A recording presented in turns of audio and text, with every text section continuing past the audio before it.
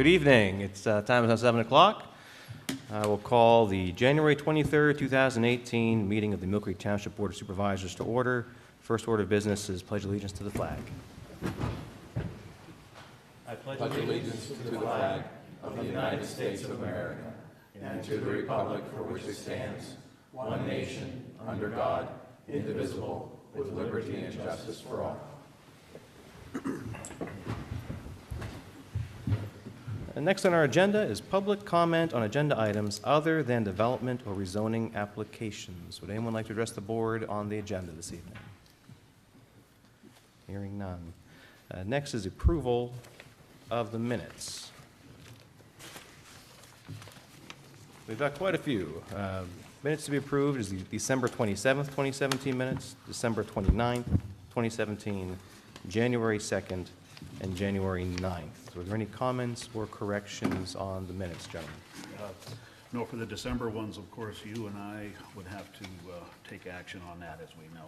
Then the other ones, the three of us can take care of. So.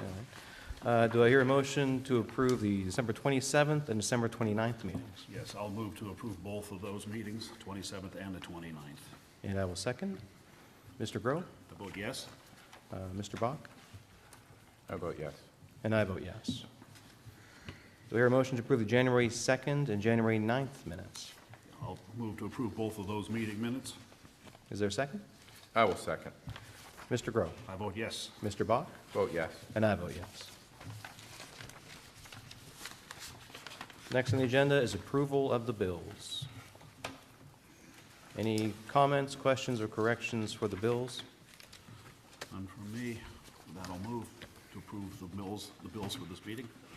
Is there a second? I'll second. Mr. Groh? Yes. Mr. Bach?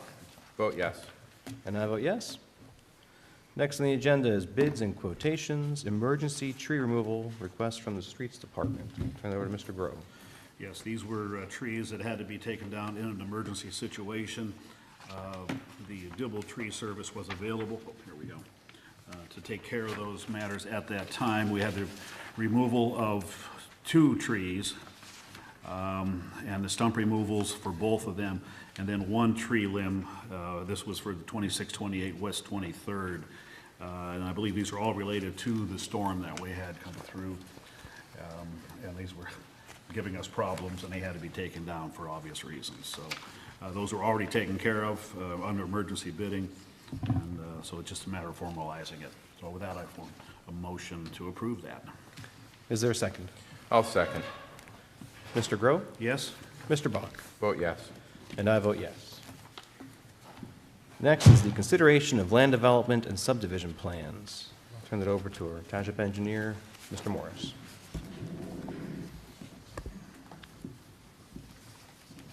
At their January 9th meeting, Planning Commission recommended approval with a variance for the Gronendal small subdivision plan.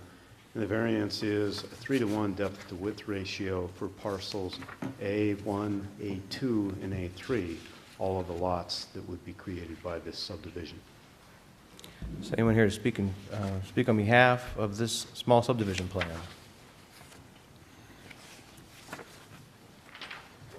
Good evening, Mike Sanford, 4721 Atlantic Avenue. I'm the surveyor that prepared the plan for Mr. and Mrs. Gronendal. And here tonight requesting approval of the 3-lot subdivision. As Mr. Morris indicated, there is one variance, 3-to-1 width to depth ratio for the 3 lots. But the lots that we laid out on the plan that's before you they're essentially equal frontage lots. And so they're a little deeper than the 3-to-1 width to depth, but here tonight seeking your approval. Any questions from the board? No. Mr. Morris, were there any concerns expressed at the Planning Commission meeting? No?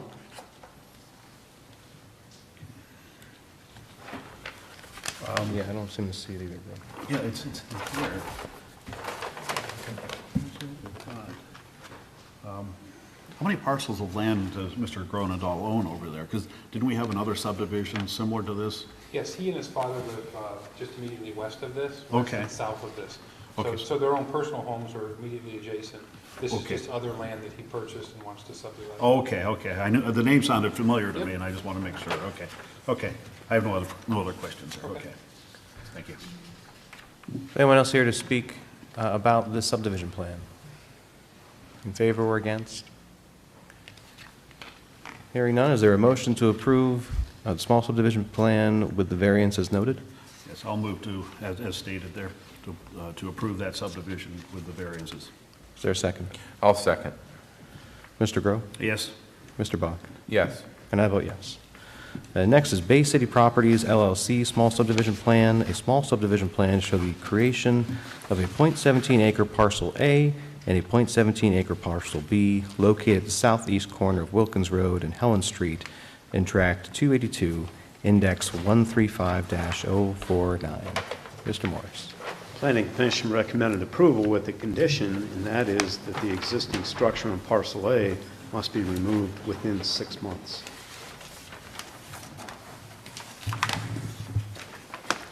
Is there anyone here to speak on behalf of the Bay Cities Properties Small Subdivision Plan?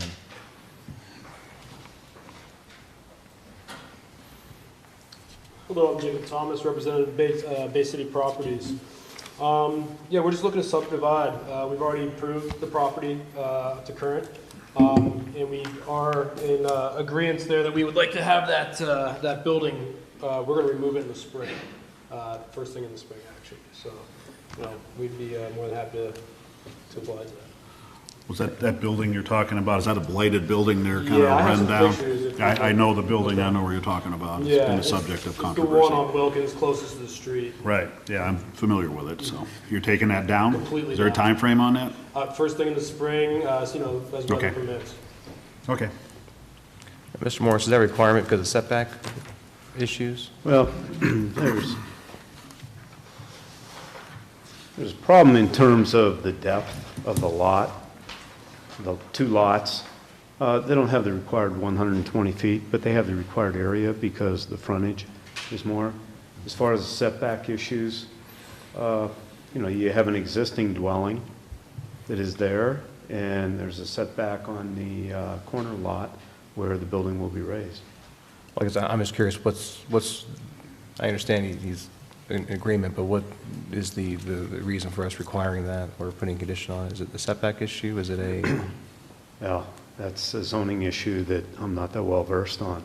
I can tell you that when there are existing homes in the area, it does impact the setback on this. Typically, if there's nothing on a plan, then it's 30 feet regardless of what the other homes are. If a home is nearer, then it's still 30 feet. Even As I if it's a understand. garage? Pardon? Even if it's a garage, not a home, which is the closest building? Sorry, that's a zoning issue. I can't tell you. Tomorrow morning, they'd be able to tell you. Well, that land, that lot there where the subject building that's gonna be tore down, that's gonna be vacant then, correct? Or is there something else on there? No, we plan on tearing the building down and then Okay. building a home Building a home on that corner there? Okay. to sell our rent. Right. So it seems like this is a reverse image, not a reverse image, but it's turned, because the lots were, the depth of them were coming off of Wilkins Road, heading east and west. I'm looking at the dotted lines there, and that's the way those the lot configurations Yeah, were. it depends which way you're going to build it, but typically Yeah. it's going to be 30 feet. Oh, yeah. The front door would be facing east off of Wilkins. Okay, it would be a Wilkins Road. I It'd be a believe as of now, that's our, Wilkins Road address, not a Helen Street Correct, address. correct. Okay. as of now, Yeah, okay. Yeah, I believe it'd be 30 feet. yeah. I think so. any other Which questions from shouldn't the, be a problem, I don't think. Okay. any other questions from the board? No, he answered my question. Anyone else in the audience care to speak on this subdivision plan? All right, thank you, sir. Thank you. Rick, were there any concerns expressed at the planning commission meeting regarding this? No, I don't Besides believe the so. the condition to remove the structure? I don't believe so. All right. Other than the structure, and, the structure has to be raised within 6 months. And that's typical of any time when you have a non-dwelling structure on a lot that is to be created. You have so many months to remove it. Mr. Chairman, during the meeting, there was a nearby resident who spoke, who had some questions. I think they were ultimately answered, and one of his questions related to that building, and I think he was satisfied that it was going to be torn down, so he was happy to hear that. All right. Yeah, that building, not to belabor it, that building has been the subject of a lot of yeah, action in the past, so thank you for knocking it down. Saves Matt Exley a lot of work. Yeah, it saves a lot of work here. All right, do I hear a motion regarding the Bay Cities Property LLC small subdivision plan with the condition as noted? Yes, with those stated, I will move to approve that subdivision plan. Is there a second? I'll second. Mr. Grove? Vote yes. Mr. Bach? Yes. And I vote yes. Next is Benjamin D. Leopold Land Development Plan. A land development plan to show the construction of a 2,016 square foot garage with associated parking and stormwater management facilities located along the east line of Marshall Drive, south of West 12th Street, SR 5, and Track 12, Index 278-002. Hello, sir. Do you mind saying your name and address for the My record? name's Ben Leopold, 3919 West 12th Street, Erie, PA. Basically, I think the only question that there was at the last meeting, a gentleman from the airport was here, and he gave me a letter. I think his name was George Doherty, or at least that's who signed this paper. And he asked that in the letter, he asked that I would be under 25 feet, and I think zoning ordinance is 35 feet or something. I wasn't exactly sure of what the peak height would be, but I do have paperwork if anyone needs to see it, plus I'm going to turn the copies into them. It's only 23 feet with a 16-foot wall, a 42-foot truss, and a 4/12 pitch. You come out to 23 feet peak height. So that's what it was going to be. I didn't have to alter anything. So I'm already underneath what they're requesting. Yeah, Mr. Chairman, the airport had expressed concern regarding the flight path restrictions, and that if it was going to be above a certain height, it may create some issues for them, and he was just expressing, kind of FYI, you need to pay attention to this, so. Well, this would be subject to the airport overlay district anyway, which those provisions would be in effect, so. Well, in their letter, they are saying that prior to construction, the project must be submitted to the FAA for approval. Okay. Correct. So I believe that should be made a condition. Planning Commission recommended it be done, but now that we know that that must be done, I'd recommend that it be a condition rather than a recommendation. Well, as you recall, the Walmart and the Wegmans had to be submitted to the FAA Yes. also. They're in the crash zone. Anything in close proximity, we had trouble with the tower recently. Right. Okay. So there'll be a motion to approve under the condition of, under condition of FAA approval. Is that what you're saying, Mr. Morris? Yes. Okay. And I think that should be changed to prior to building permit issuance. Because what's the sense of issuing a building permit if it cannot be built? Yeah. Okay. Well, the one thing it says here is this, as the Erie Regional Airport Authority therefore requests, and I know when I talked to the board last time, whoever all the members were, they kind of agreed that my building is meeting all zoning requirements. The land development plan is meeting all zoning requirements. And they're asking, if anybody wants to read this letter, they're just asking that I remain under 25 foot. It's 23 foot. So there's no reason they're not going to approve it. And I really don't want to have to, keep on dealing with this stuff. Okay. But, it's definitely, it's not like I'm going to build something that's not going to be allowed, and then they're going to tell me to tear it down. Oh, sure, but just so we're clear procedurally, Mr. Morris or Mr. Shaw, that because it's in the flight path, it needs to be approved by FAA as well? That's what the airport authority was indicating, that if it was, because of its proximity to the flight path, that they had indicated that he needed to submit something to the FAA, and I know he had talked to you about, getting together and letting you know what exactly you needed to fill out for that. I think we kind of viewed that as kind of a separate procedure in terms of what he has to do to satisfy the FAA. And I think the thought during the meeting was that the requirements of the township were being satisfied by what he was submitting, but that he needs to ultimately, I think, in order to satisfy any FAA issues, has to deal with the airport authority as a separate matter.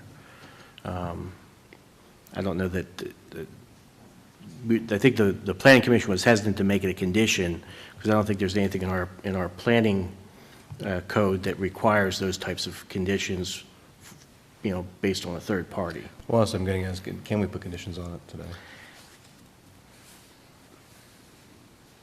I don't know that we can based on the fact it's kind of a third-party agency that he has to satisfy. I mean, we could give him, we can say to him, you have the, you're okay with, in terms of our stuff, doesn't necessarily mean he can build.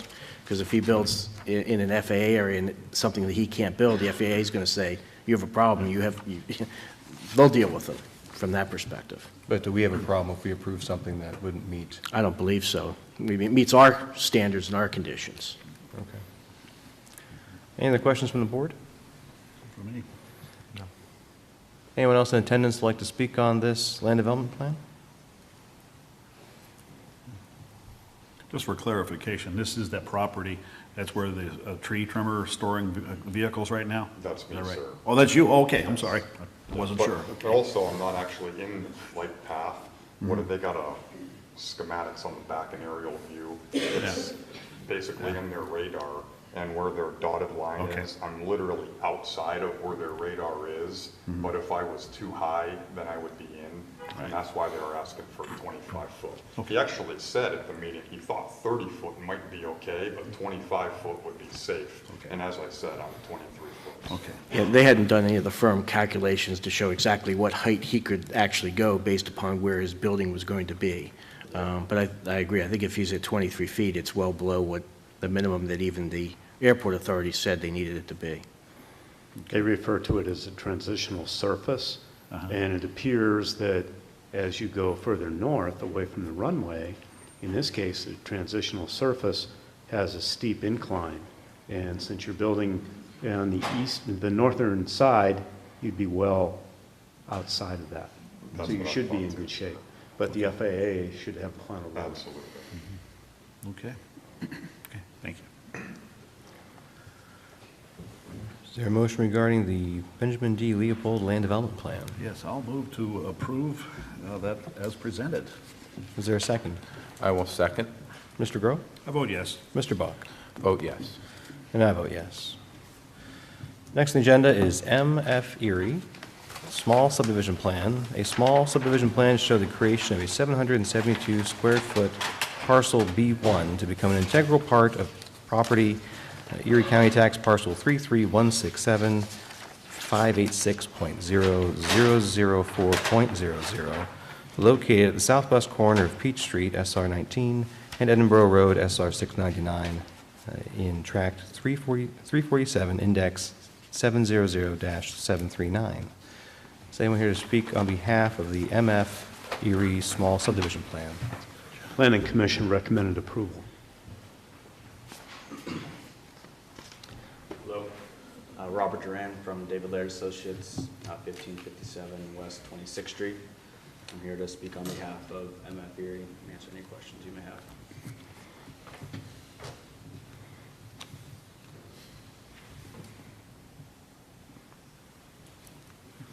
That's a new store up there, a mattress firm or something like that? Yeah, I'm not sure exactly what they're Okay. planning on I think building. this is the one where they knocked off half the building? Yeah. The that's rear where it is. portion of it. Correct, yeah. Okay. There's Am I a correct? firewall requirement unless the other building is 10 feet away, and they didn't know that when they first looked at removing the other building and subdividing. They had the normal 7-foot required setback, and that's not good enough unless they want to construct a new firewall. So that's why they're now subdividing an additional 3 feet to go along with the 7 to add to 10, so the separation will not require a firewall on the south side of the existing building on the north lot.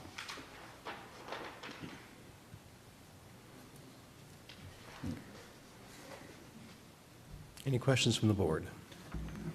So, Rick, what does that do to the buildability of that south lot? That would be the proposed creation?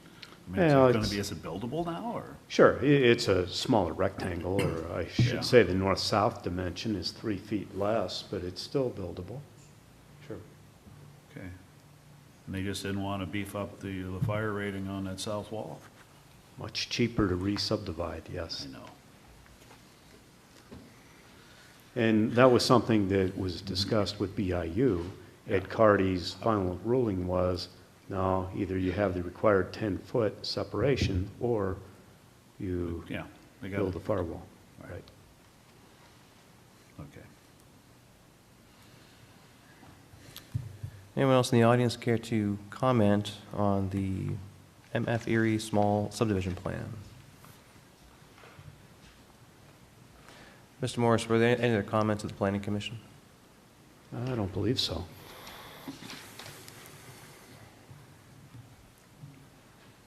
No. Okay.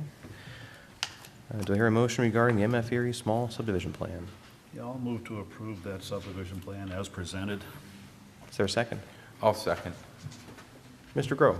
I vote yes. Mr. Bach? Yes. And I vote yes.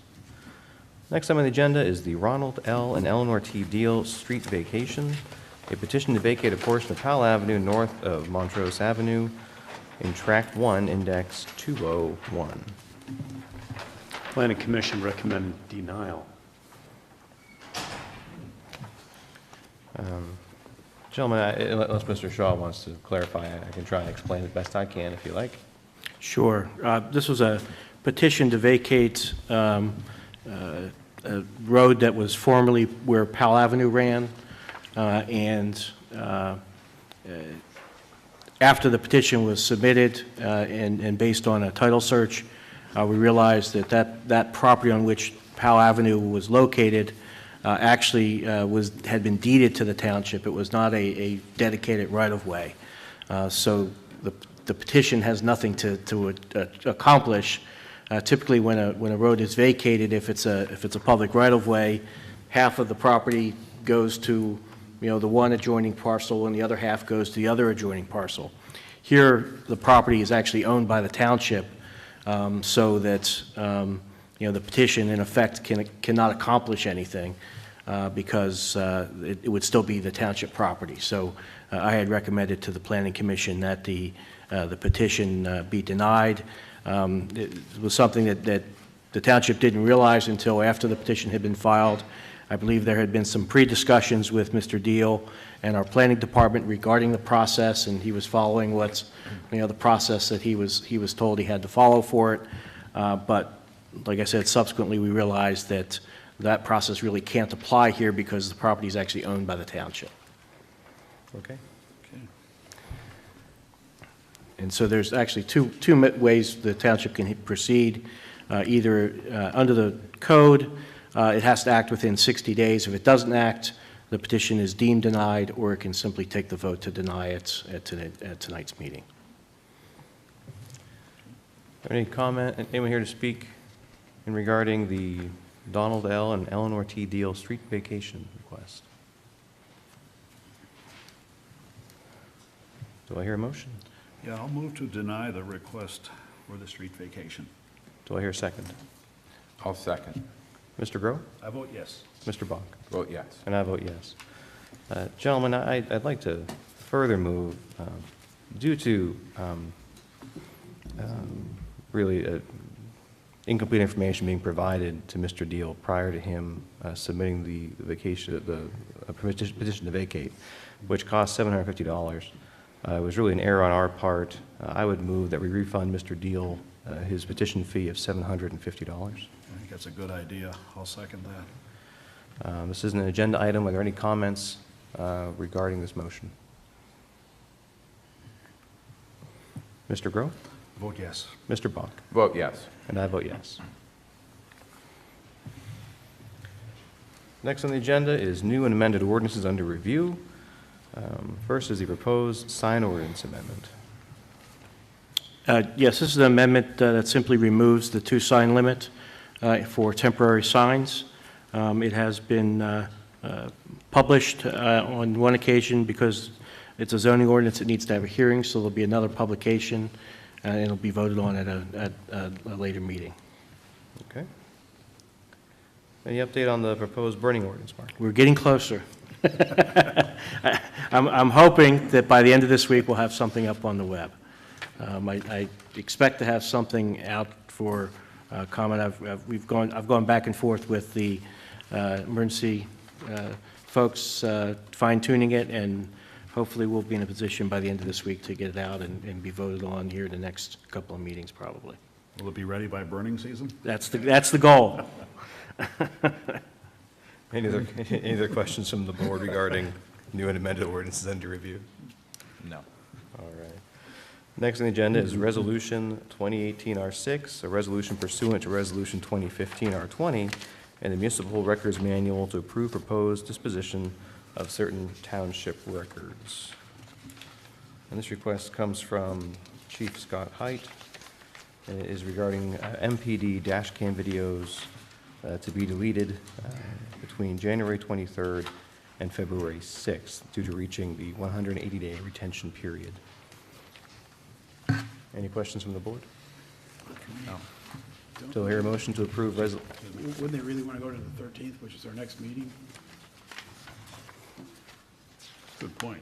I think they just assumed the meeting was, 2 weeks from now. Yeah, Yeah, I think that makes sense. I think that's a good point.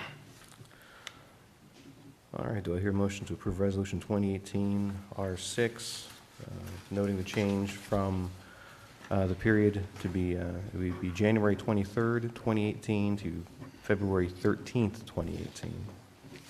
Okay.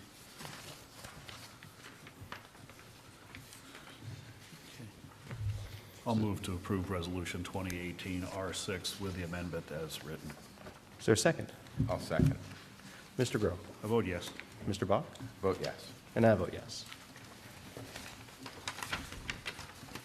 Next on our agenda is a proposed amendment to the Mill Creek Township organizational chart, which was last adopted on November 28th, 2017, and that's being presented by Mr. Groh. Yes.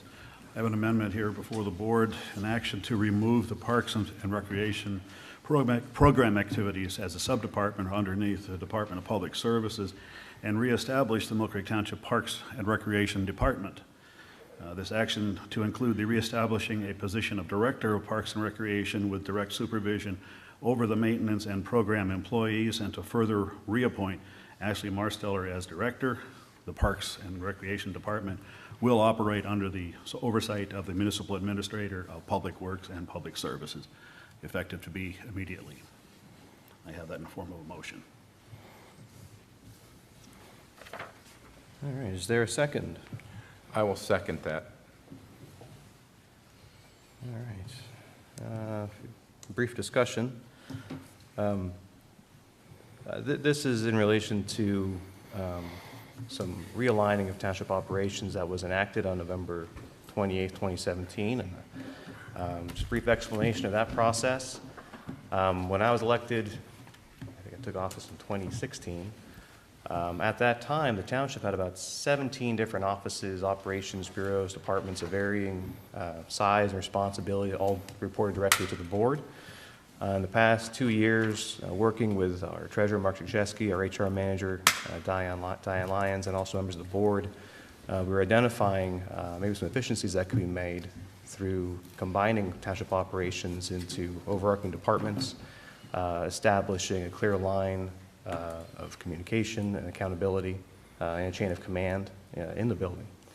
And one of those changes out of that outcome was 17 departments being realigned into 6, with 13 operations being impacted through lateral moves to be placed under the 6 remaining departments.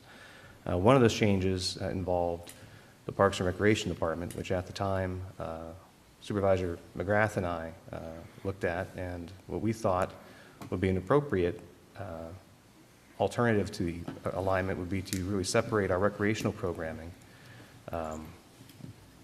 which is largely a service-based operation, and our parks maintenance operations, which is really a public works function, and combine and really place those maintenance functions, we thought rightfully under our public works operations, and placing recreation programming with the rest of our programming under public services. All of those shifts for all the employees were lateral moves with no impacts to wages, as far as we weren't considering them demotions, just lateral moves. And again, 12 other operations were impacted similarly. I have no problem with the amendment as a matter of perspective. Mr. Bach shares that perspective, that that department should stand. I have no issue with that. However, the one thing that I would caution the board, and I would ask the board to consider, is that we be consistent. That action on November 28th wasn't just realigning, and although we didn't decrease salaries, we did increase salaries for a few individuals who were taking on additional responsibilities. Those individuals included the Director of Public Services and the Bureau Chief for Facilities Maintenance. They received substantial increases of one of 10%, one of 2%, and those increases were not based on performance reviews, those are based on increased responsibilities. So I would make a motion to amend this motion to include language that would rescind the 10% increase for the Public Services Director and rescind the 2% increase for the Bureau Chief of Facilities Maintenance that was effective on November 28th. With those changes in salaries to be effective this coming Friday, which is our next pay period. And I'll put that in the form of a motion to amend this motion.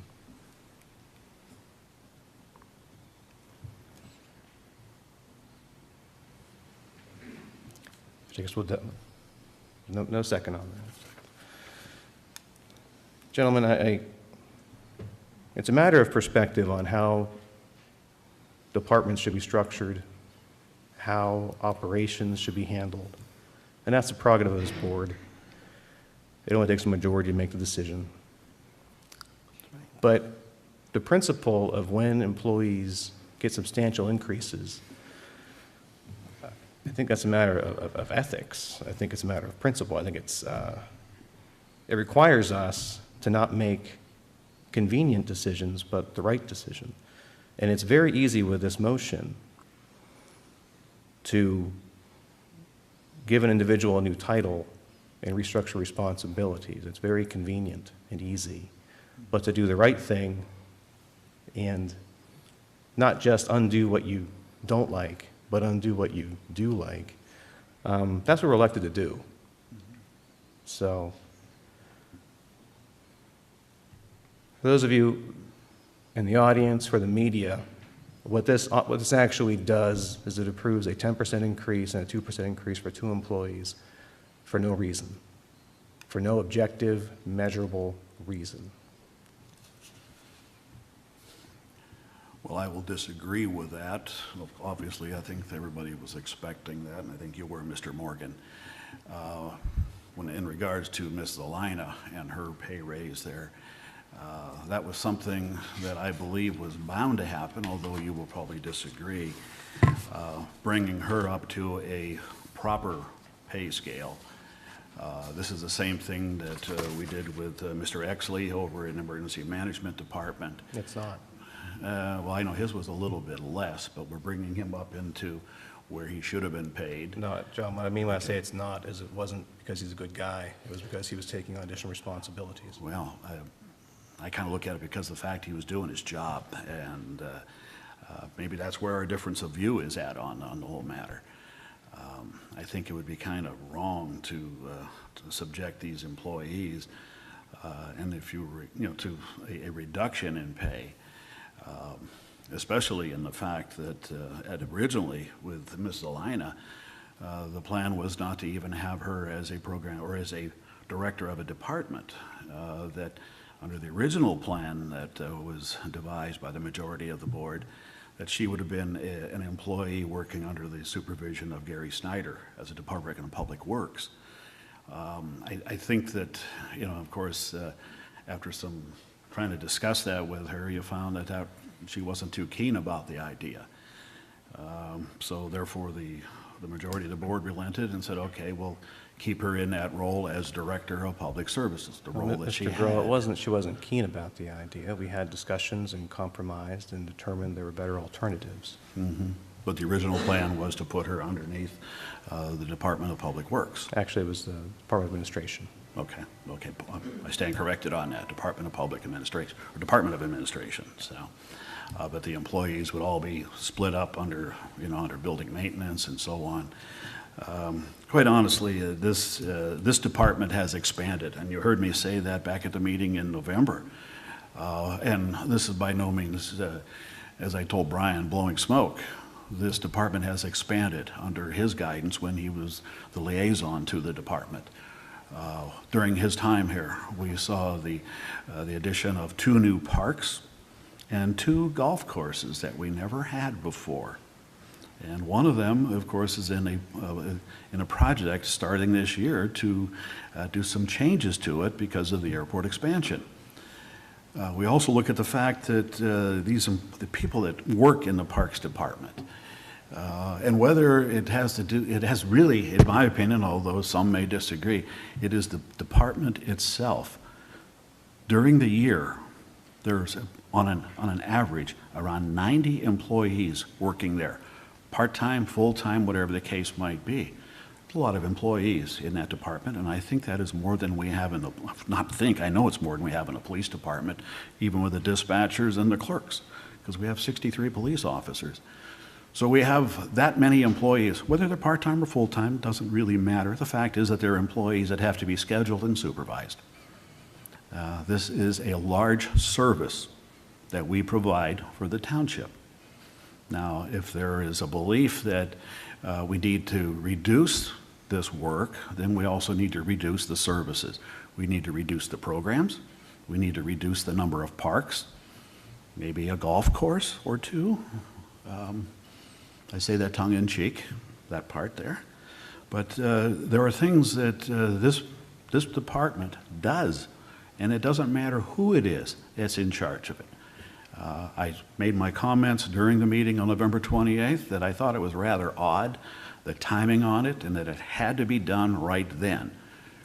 It couldn't be done in January when, if the facts were there to support it, the facts would still be there to support it in January. The timing on it, asking if it could be held off, just wasn't going to happen. I don't think it was based on good science. I still think it's based on politics. And that's the way I'm going to look at it, is that way. I want to correct this matter, and it really doesn't matter. Some people may think it's about one particular person. Believe me, folks, it's not. It's the fact that this is a department.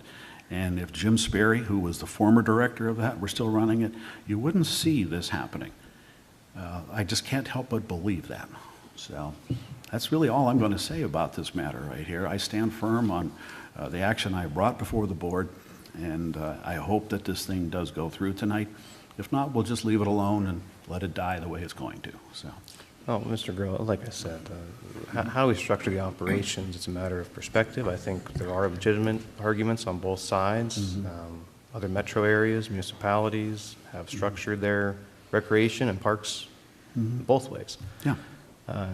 The issue I bring up is that with the restructuring that was approved, substantial increases were tied to that restructuring.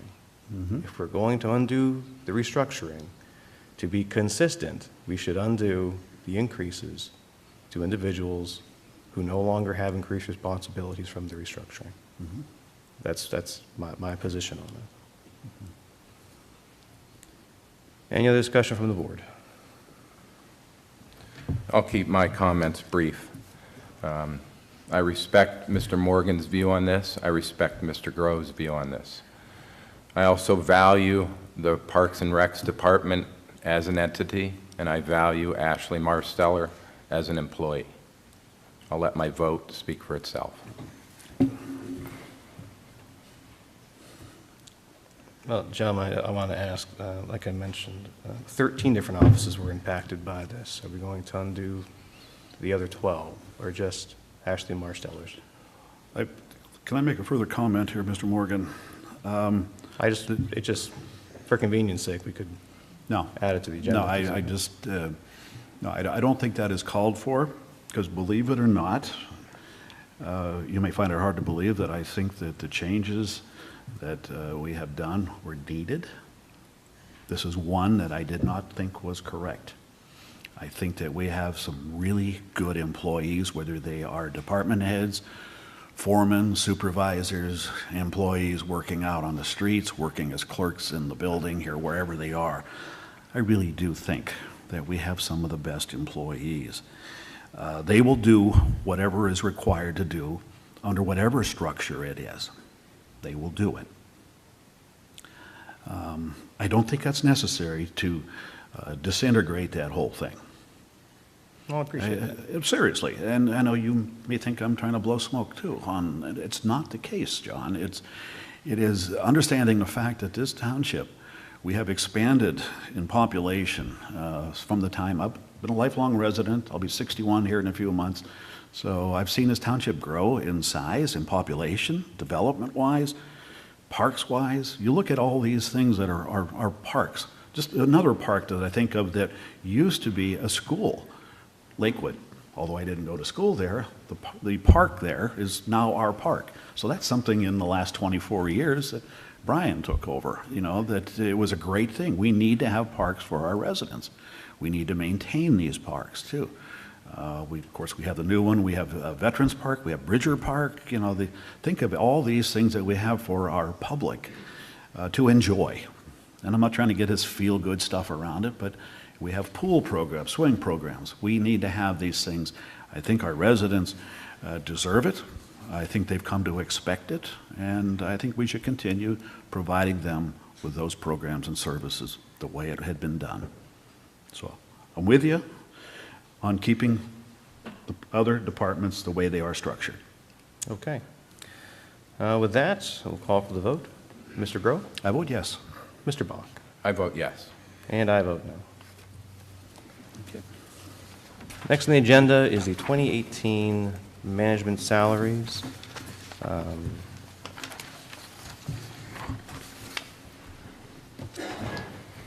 Performance reviews were given to all management employees. Those performance reviews were tied to increases as presented to the board today. I know, Mr. Bach, you requested delaying the approval until this meeting, until you had a chance to review the procedures.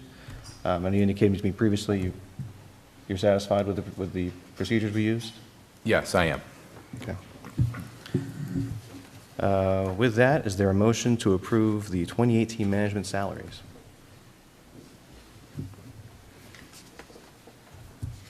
I'll make a motion to approve the 2018 management salaries. I'll second. Any comments from the board? Discussion?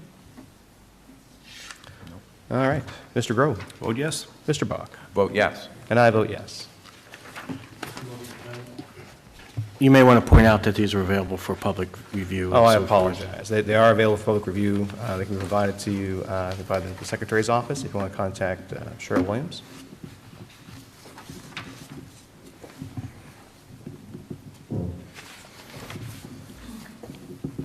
Next on the agenda is the non-substantial land development plan amendment, Mill Creek Township School District, that was previously approved at the meeting of October 18th, 2016. Mr. Morris.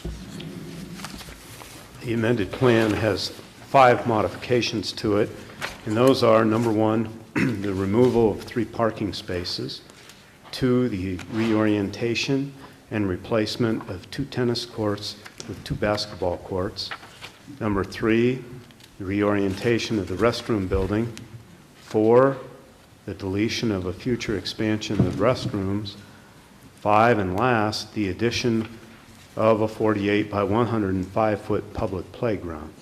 These are non-substantial? Yes, yes, they're small changes within the drawing that was originally proposed.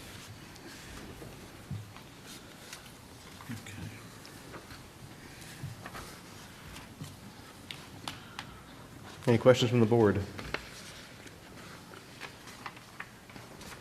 Okay, so they're going to delete 3 parking spaces?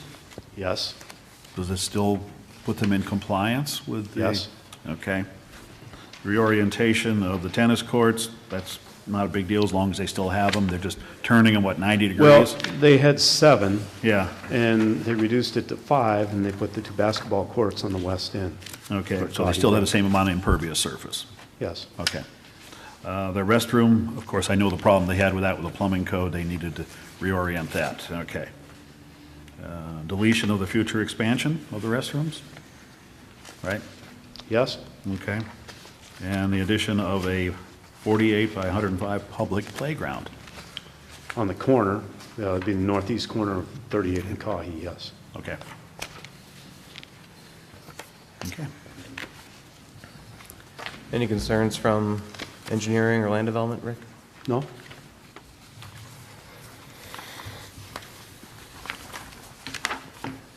Is there a motion on the non-substantial land development plan amendment? Yeah, I'll move to approve that non-substantial land development approval. I'll second. Mr. Grove? Yes? Mr. Bach? Yes. And I vote yes.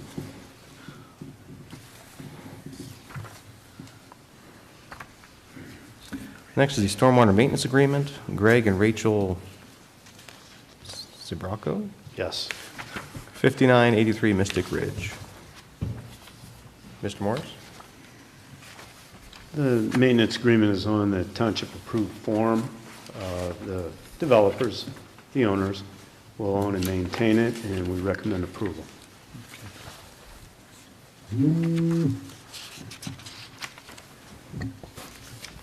Any questions from the board?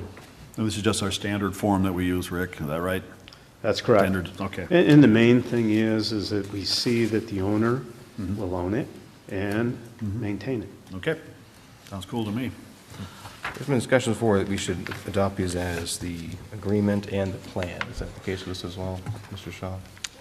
Yes, typically when the agreements come up, we also are approving the plan. I would note that this is a little bit different than the standard agreement on these aren't paginated, but in Section 5, the grant of easements, this is a piece of property that has a natural drainage water course through it, and so there's an additional easement that they must give as part of the approval, and that's contained in this document, so we're all set there. That's required by ordinance. Okay. Do you hear a motion to approve the stormwater maintenance agreement and plan? Yeah, I'll move to approve that stormwater maintenance agreement and plan. Is there a second? I'll second. Mr. Grove? Yes? Mr. Bach? Vote yes. And I vote yes. Next on the agenda, sidewalk deferral agreements. The first is at 1359 Marshall Drive, Benjamin D. Leopold, developer. This is for the gentleman that was in here earlier for the approval of the plan that he presented. There are no sidewalks in the area of Marshall Drive, and we recommend approval of the sidewalk deferral agreement.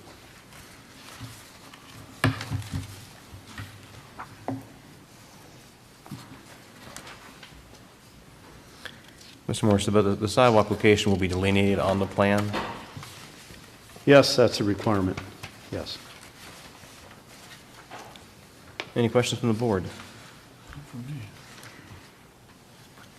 So at what point will he be required to build them? If adjacent property owners construct sidewalks, if the township is required for whatever reason to construct sidewalks, then that property, whoever the owner is responsible to construct the sidewalks fronting that property. And Mr. Shaw, you might have more to add to that. Sure, not too long ago, I think within the last year or so, we implemented a process to have these recorded so that the obligation to install the sidewalk would apply not only to the current owner who would execute this agreement, but all owners of that property in the future. Okay. Thank you. Any other questions from the board? Is there a motion regarding the sidewalk deferral agreement for 5359 Marshall Drive? Or 1359 Marshall Drive. Yeah, I'll move to approve the sidewalk deferral agreement for 1359 Marshall Drive as presented. Is there a second? I'll second. Mr. Grove? Yes? Mr. Bach? Vote yes. And I vote yes.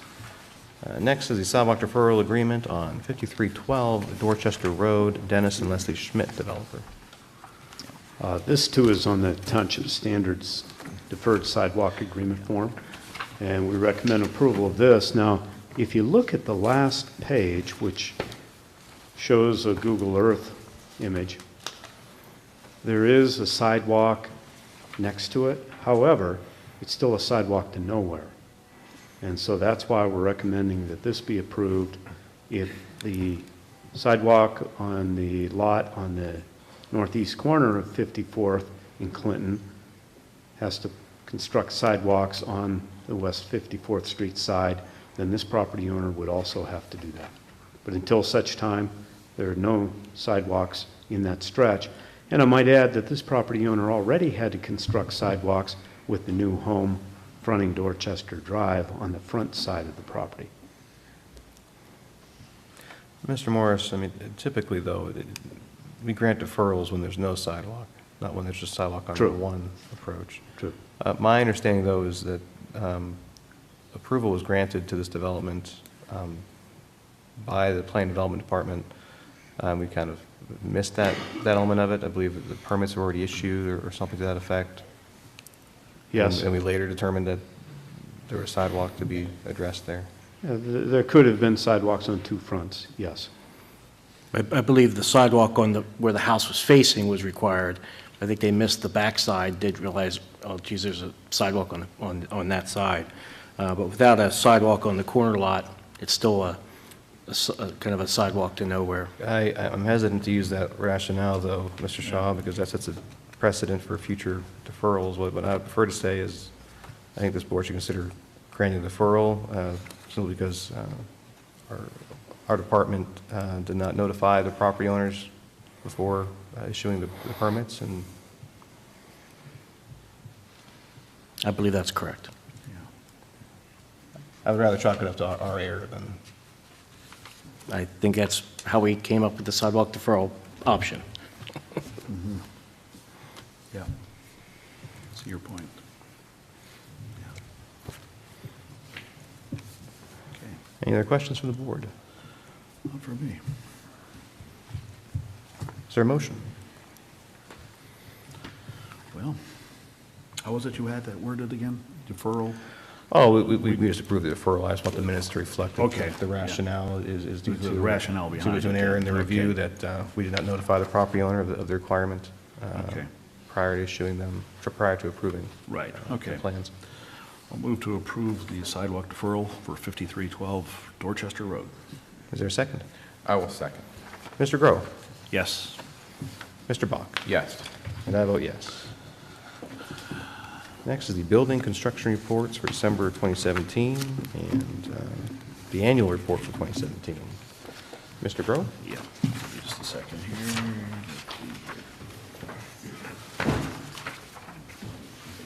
Okay.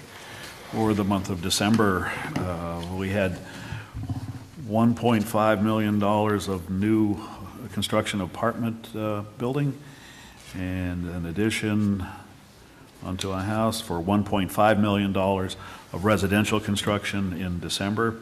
And in the commercial end of it, we had a total of $212,000 of construction value. So giving us $1.772 million of construction value. Of course, it's a seasonal thing in December. And then for our annual report for the entire year, of course, these numbers are all available. I think they'll be online here later this week. If not, paper copies available in the zoning department. Let's see here. In total residential construction, $8.8 million of construction value, and $19.5 million of commercial value, for a total of $28,339,894 of construction value. That's not a bad year for the, all things considered. All right, thank you, Mr. Grove. Yep. Next on the agenda is communications, treasurer communications. I have nothing further. Christmas tree collection. I'm guessing that's Mr. Grove. Yep. This comes from Judy Zelina from our recreation, or not recreation, but the recycling department. On behalf of Mill Creek Township Supervisors, we would like to thank all Mill Creek residents that participated in our first Christmas tree curbside collection week. The collection was held during the week of January 8th, where residents were instructed to place their Christmas trees for curbside pickup by advanced disposal. The pickup week was very successful. We collected a little over 300 trees as compared to 214 that were dropped off last year at the recycle center out on Millfair Road. The trees were then delivered to Milford Compost Center, where they will be processed into mulch. We are pleased that we were able to keep these old trees out of the landfill, which are practicing true recycling. Thank you to all that participated. Our recycling program would not be a success. It is without the cooperation of our residents, and it may sound odd for me, I do have to thank Advance for their extra work on this. I know, check your pulse, I know. But actually, to have that many trees picked up curbside, a little tongue-in-cheek there for those who know. Yeah, that was a great thing. Over 300 trees this year picked up curbside, and I know mine was picked up, of course, so I'm happy with that. So I think we're gonna do this annually now, just have them picked up right at the curb and taken out to the recycling center. Let's see here. Okay, I have one here from Ashley Marsteller from the Parks. She would like to have the following part-time employees be approved. Jeannie Espy as a substitute substitute yoga instructor at the rate of $9.50 an hour. And then also Maggie Radu as a water safety instructor at a rate of $9.50 an hour. So I'll put that in the form of a motion to approve those two hirings at the rate specified, $9.50 an hour. Is there a second? I'll second. Mr. Grove? Yes? Mr. Bach? Yes. And I vote yes. Okay, and that's all I have then. I have a training request from the engineering office from Ann Sokol. There were 2 training opportunities coming up that benefit the engineering department. So the engineering department requests the following: permission for Emma George to attend the Pennsylvania MS4's training seminar to be held in State College on Thursday, February 15th. Cost of the seminar is $279, and lodging will be required for 1 night. Also requested is the use of the township vehicle and paid time to attend. And also permission for Ms. George to attend the Stormwater Management Training Seminar to be held in Erie, PA on Friday, March 9th. The cost of that seminar is $279. Also requested is the use of a township vehicle and paid time to attend. Mr. Morris, just so I'm clear, these are 2 separate trainings? Yes, they are. And I would move approval of these trainings for Ms. George. Yep, I'll second that. Mr. Grove? Yes? Mr. Bach? Yes. And I vote yes.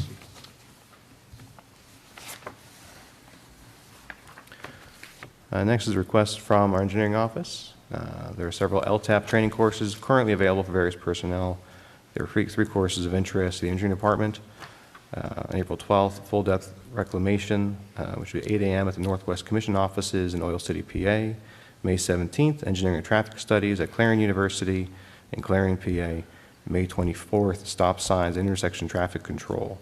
The engineering office is requesting permission for Rob Donikowski and Emma George to attend the full depth reclamation on April 12th, for Ann Sokol and Emma George to attend the engineering and traffic studies on May 17th, and for Ann Sokol and Emma George to attend the stop signs and intersection traffic control on May 24th. There are no fees associated with these courses, nor are there requests for overnight accommodations. They're requesting approval of use of a township vehicle. I make that in the form of a motion. I'll second that. Mr. Grove? Yes? Mr. Bach? Vote yes. And I vote yes. And just a point of order for the public, the board did hold 2 executive sessions since our last meeting, one on January 11th and one on January 18th. Those sessions involved discussions of legal matters and personnel matters with our executive staff, including the treasurer, HR manager, and solicitor. Next is the MPD requests. I have several requests from Chief Scott Height. He requests the following: permission to purchase police ammunition and less lethal gases, projectiles, etc. from the office store in Coatesville, PA. The order includes the requirements of the SWAT team. All items fall under PA State Contract 4400017176. Total amount is $15,151.98. Also, permission for Detective Ryan Mays to attend a hazardous device recertification class, March 5th through the 9th at Redstone Arsenal in Huntsville, Alabama. Officer Mays is required to complete recertification every 3 years to maintain his certification as a bomb tech. All costs other than wages are reimbursed by the FBI. Also, permission pending receipt of the signed MOU for Officer Nathan Spiker to attend the National Association of School Resource Officer Basic and Advanced SRO certification class, June 11th through the 15th and June 20th through the 22nd in Pittsburgh. Total costs for that are, with the registration, hotel, and per diem, $2,457, and those costs are to be shared with the Mill Creek Township School District. Also request Chief Matthew Parker nominated Joseph Dunmeyer for appointment to the Mill Creek Township Special Fire Police. Mr. Dunmeyer resides at 1718 West 39th in the city. He's 38 years old. He has successfully completed a basic fire police operations course provided through Butler County Community College in conjunction with the Pennsylvania State Fire Academy. Criminal history check supplied by the fire department has revealed no criminal record for Mr. Dunmeyer. Also request from Scott Height for purchase of 15 Class 3 X2 tasers, batteries and cartridges from Axon Enterprises. This program spreads the payments of the tasers over 5 years. This purchase was approved in the 2018 capital budget and will begin a replacement process. Total cost for the 2018 payment is $4,462.56. And the final request is for 3 officers to attend training at the Northeast Counter Drug Training Center, Fort Indian Town, Gap, PA, February 14th and 15th. The training and lodging are free. Travel would be by department vehicle, with the expenses estimated as follows. Fuel and tolls, M and IE, total $495.75. I'll put that in the form of a motion. No, second. It's a big motion. Yeah, it's a big one there. Boy. Any questions from the board? And for me, All right. Mr. Grove? I vote yes. Mr. Bach? Yes. And I vote yes. I don't know what that's about. It's not on the agenda. Okay. I don't know how we got that, so. Next is the Student Ambassador Report. Last week, the cast was released for the McDowell Center for Performing Arts' next performance, Your Good Man, Charlie Brown. They're preparing this play as a dinner theater performance, and tickets must be purchased in advance. Next week, McDowell's mock trial team will compete in the PA Bar Association's 2018 mock trial competition against other local teams. They're preparing tirelessly in an effort to repeat as state finalists. The McDowell boys basketball team's hosting Meadville at home tonight, and they also host Cathedral Prep this Friday. JV begins at 6 and varsity at 7:30. And this past weekend, we welcomed back our co-ed competitive cheer team from Hershey as back-to-back state champions. Yeah, that's good. Like that. Great. Solicitor communications, anything for us, Mark? The only thing I would like to mention, there was one of the things that Supervisor Bach had mentioned in the police motion was the SRO reference. And for the public who doesn't know what that is, it's a student resource officer, and the township has been in discussions with the school district about supplying a student resource officer to the high school who would be a township police department officer. So that's kind of what that relates to, or what that reference relates to, and that was related to training that is needed specifically for being a student resource officer. So I just thought I would maybe explain that. Thanks, Mark. Anything else for the good of the order from the board? I do have one announcement. Tomorrow night and Thursday night, we'll be having public open houses for the Embrace Mill Creek Plan, which is the township's new comprehensive plan that we've been working on for a little over a year now. Our tomorrow night's meeting will be at McDowell Intermediate High School from 6 p.m. to 8 p.m. Thursday nights will be at J.S. Wilson, and that'll be from 6 to 8 as well. There will be a brief presentation right at 6, but otherwise it's open house. We'll have different boards and workstations available, so anytime you can come in and join us. We'll be happy to walk you through some of the ideas that have come up so far in the plan.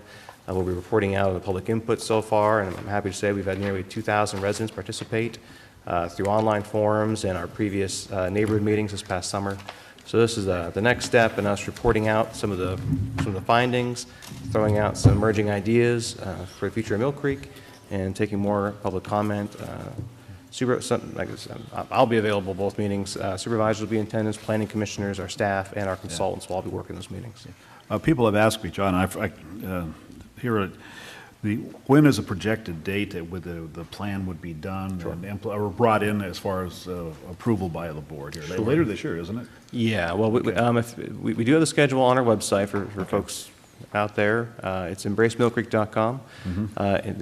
We're anticipating having a draft plan available to the public in May. The goal is to coordinate the release of the draft with the summer issue of In Mill Creek Magazine. We're doing a cover article on that with some summaries of the plan in that article, so that really every household in Mill Creek will get notice in their mailbox that the draft is completed. We'll have one more public meeting presenting the plan. That will most likely be at McDowell. And then the plan will be available for public comment for about a month before we start the official adoption process later in the summer. Okay, sounds good. Like I said, I have people ask me that, and I really forget the time frame. So Yeah, target is to have a draft for folks by May, and then start the official planning commission and board adoption process in June or July. okay. With that, citizens to be heard. Would anyone like to address the board this evening? Gary, come on. I guess we did all right this month. All right, we haven't screwed up too bad in the last 2 weeks. All right, good. Is there a motion to adjourn? I'll move at 8:07 p.m. We are adjourned. Thanks, everybody. You're watching the Mill Creek Government Channel, powered by WQLN Public Media.